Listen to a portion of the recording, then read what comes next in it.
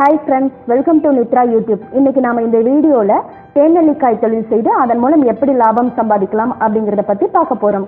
அதுக்கு முன்னாடி எங்களுடைய சேனலுக்கு நீங்க சப்ஸ்கிரைப் பண்ணாம இருந்தா மறக்காம சப்ஸ்கிரைப் பண்ணி பக்கத்துல இருக்கிற பெல் பட்டனை கிளிக் பண்ணுங்க.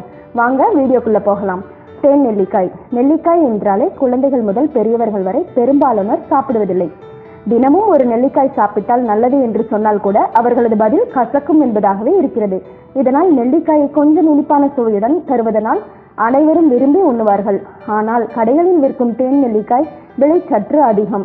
அது மட்டுமின்றி சர்க்கரை பாகு உபயோகப்படுத்துவார்களோ என்ற சந்தேகம் அனைவருக்கும் இருக்கும். இதனை நாம் வீட்டிலேயே சுத்தமான முறையில் தயார் செய்து விற்பனை செய்வதன் மூலம் பலரும் முன் வந்து இதனை வாங்குவார்கள்.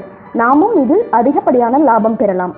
தேவையான பொருட்கள்: நெல்லிக்காய் 1 கிலோ, கருப்பட்டி அரை கிலோ, பால் 2 கரண்டி அளவு, தேன் 6 ஸ்பூன். செய்முறை விளக்கம்: நெல்லிக்காயை சுத்தமாக கழுவி இட்லி தட்டுகளில் பரப்பி வைக்கணுங்க. இட்லி பானையில் வேக வைக்க தேவையான தண்ணீருடன் 2 கரண்டி பாலையும் ஊற்றி அடுப்பில் வைக்கணுங்க. இது சூடானதும் நெல்லிக்காய் பரப்பிய இட்லி தட்டுகளை வைத்து இட்லி பானையை மூடி வைக்க வேணுங்க.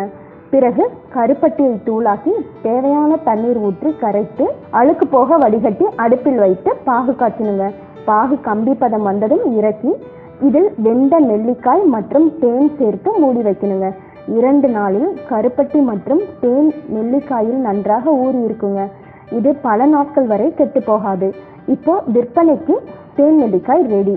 இதனை விற்பனை செய்யும் முறையை பற்றி பார்ப்போம்.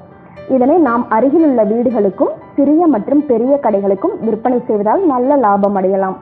அல்லது உங்களது நிறுவனத்தின் பெயர் அச்சிடப்பட்ட கவர்களிலோ அல்லது டப்பாக்களிலோ அடைத்து விற்பனை செய்வதனால் இதற்கு நல்ல வரவேற்பு கிடைக்குங்க.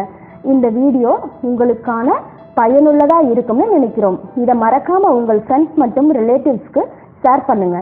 தேங்க்யூ.